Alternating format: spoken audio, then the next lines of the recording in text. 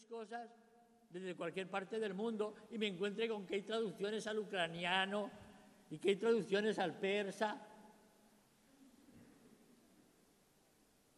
Esto es otra cosa. Comunicación, necesitamos otra palabra. Y de alguna manera, la clave para entender eso... Pues perdonen, yo no he mirado el reloj. ¿Cómo estamos? La palabra para entender eso ha sido el cambio de la palabra información. Hasta los años 90, la palabra información, por la que en América Latina dimos una batalla muy grande, que fue el famoso informe McBride del año 80 y tantos, 85 o así, fue una lucha porque las agencias de información del mundo no fueran tan sesgadas.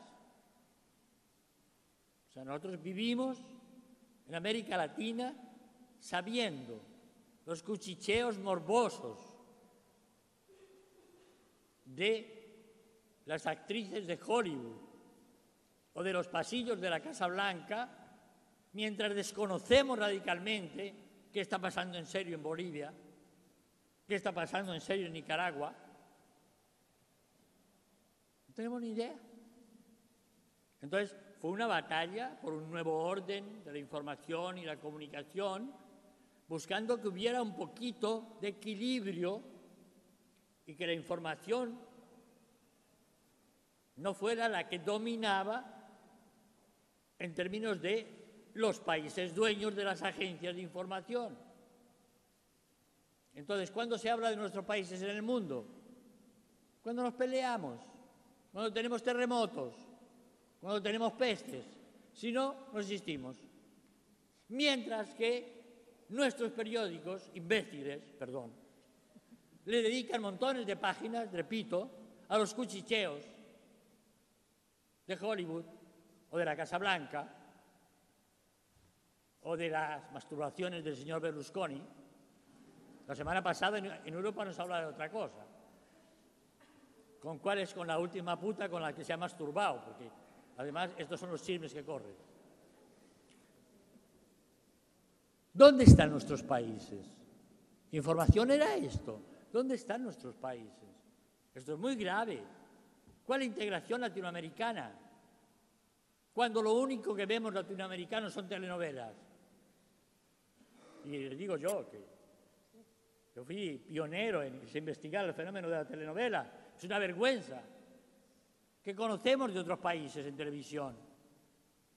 Ahora hablaba, me hacían una entrevista a la televisión pública. ¿Cómo es posible que Mercosur, con los años que llevan, es un puro tratado de libre comercio? ¿Cuánto se ve de la televisión de otros países? Pero televisión en serio, historia, documentales, debates. ¿Por qué no estamos viendo lo que pasa en los otros países de América Latina? Y cine es la vergüenza de las vergüenzas. Estoy cansado de escucharle a Octavio Getino que el cine argentino que ven los brasileños y el cine brasileño que ven los argentinos lo deciden las grandes distribuidoras norteamericanas. ¿Cómo es posible esto? Si esto no es un tema de comunicación, dígame cuál es. Que los brasileños vean el cine que los gringos deciden que vean del resto de América Latina. Estando en Mercosur, por favor, ni siquiera tiene 10 milímetros de político, tiene muchos kilómetros de económico, pero de político, la pelea de las papeleras, amigos uruguayos y amigas uruguayas. ¿Qué tal el mediador que propusieron entre Argentina y Uruguay? Al rey de España. Oiga, yo no me había sentido ridículo.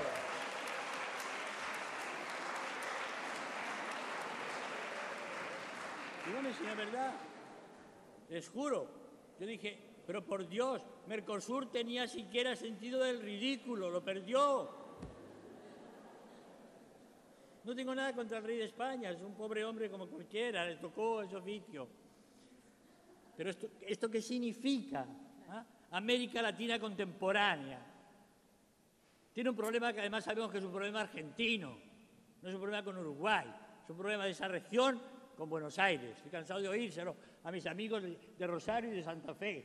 Es un problema argentino.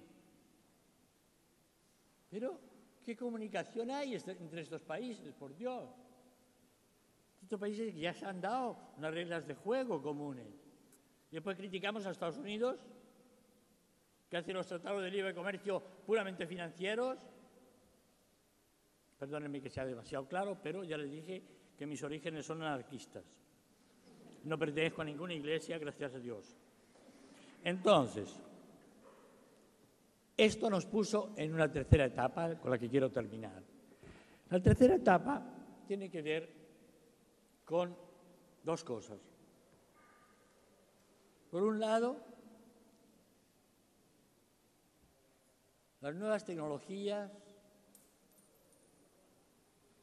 este tercer entorno es una transformación radical, decía, del concepto de información. Cuando hoy decimos información, en serio, estamos hablando de información genética. Atención, no de información de actualidad. No de lo que pasó antes de ayer. No, información genética. Ahí sí que Shannon queda abolido y queda en la Edad Media. Información genética significa, les recomiendo especialmente, un texto que lo pueden bajar de Internet. Hay un filósofo joven, relativamente joven, que ha sido el niño terrible de ya el viejo señor Habermas, a quien debemos mucho, pero se nos quedó viejo, como todos. Peter Sloterdijk ha tenido un debate muy fuerte con Habermas, porque Habermas, con razón, cuando le hablan de información genética, piensa en las bestialidades que hicieron los nazis. Claro, tiene todo el derecho a pensar los experimentos perversos, terribles, de los nazis con seres humanos. Pero información genética hoy es otra cosa. Otra cosa. Por supuesto que, como cualquier cosa humana, puede ser pervertida, puede ser transformada en un arma absoluta de dominio. Por supuesto que sí. Pero, ¿hay algo humano que no pueda ser pervertido? Entonces, ¿qué es lo que quiere decir? Información genética, dice Sloterdijk, quiere decir dos cosas. El texto se llama El hombre operable. El hombre operable. Peter Sloterdijk, terminado en JK, Sloterdijk. Es un texto fuerte, es un texto filosófico, pero es un texto estratégico, por esto que les digo. Primero, información significa que hemos cambiado en la idea que teníamos de lo que es conocimiento. O sea, durante mucho tiempo el conocimiento estuvo asociado, ustedes lo saben, a dos grandes corrientes, una más bien de tipo idealista, y es que el conocimiento es el producto de la elaboración del cerebro humano, y otra corriente empirista que decía no, el conocimiento está en la naturaleza y es hurgando en la naturaleza que descubrimos cómo funciona. Frente a esas dos corrientes, la nueva noción de conocimiento, que de alguna manera rompe con la racionalidad occidental, que siempre opuso lo visible y lo sensible a lo abstracto, dice Sloterdijk, ahora nos encontramos con algo que la palabra información la dice muy bien, porque informar es dar forma. O sea, cuando una empresa privada, atención a esto, una empresa privada de Estados Unidos descubrió el primer mapa genético de un ser humano, que se adelantó 2 meses a una universidad. Fue una empresa privada no universitaria la primera que hizo la descripción del mapa genético. lo que se descubre no es algo que estaba allá, ni algo que estaba solo acá. Fue dar forma a lo que está en el ADN. Sí, pero no fue escarbando en el ADN. No fue puramente escarbando. Fue mediante esa enorme fábrica de algoritmos, que es un computador. Es decir, primero, hay que aceptar que el computador no tiene nada que ver con las máquinas de la revolución industrial. No es un cuerpo con músculos que ahorra energía con la máquina, sino que es una aleación de cerebro con información.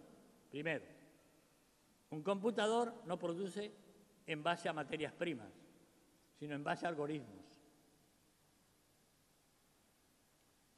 Luego, un computador es una aleación, como hablamos de la aleación de los metales, para hacer un metal más duro o para hacer un metal más flexible, se mezclan metales. Aleación entre cerebro e información. Y es con esta información que se ha podido leer el mapa, pero leerlo, repito, no escarbando simplemente, sino inventando a partir de. El mapa se inventa a partir de, pero se inventa. O sea, aquí hay una noción que le mueve el piso a todo lo que fue la noción de conocimiento que se tuvo durante los últimos 5 siglos, de Galileo para acá.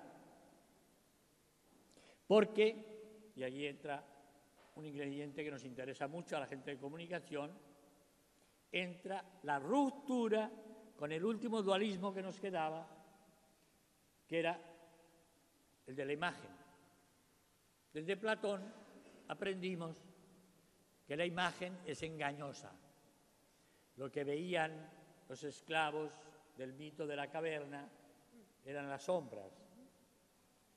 Los esclavos que estaban atados, sentados frente a la puerta de la caverna, de espaldas a la puerta, perdón, de cara a un muro, la pared, y lo que veían lo confundían con la realidad porque era lo único que habían visto en su vida. Entonces, la idea de imagen siempre estuvo asociada a la trampa, a la brujería, ¿sí? O al arte. O sea, o noble o vulgar, pero de ninguna manera al conocimiento. Pues bien, hoy día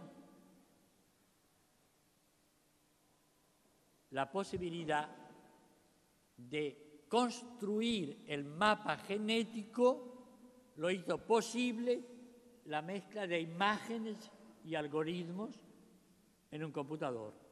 O sea, hoy experimentar es simular cada vez más. Experimentar es simular, es trabajar con imágenes. Y por tanto el estatuto de la imagen cambia. O sea, aquella oposición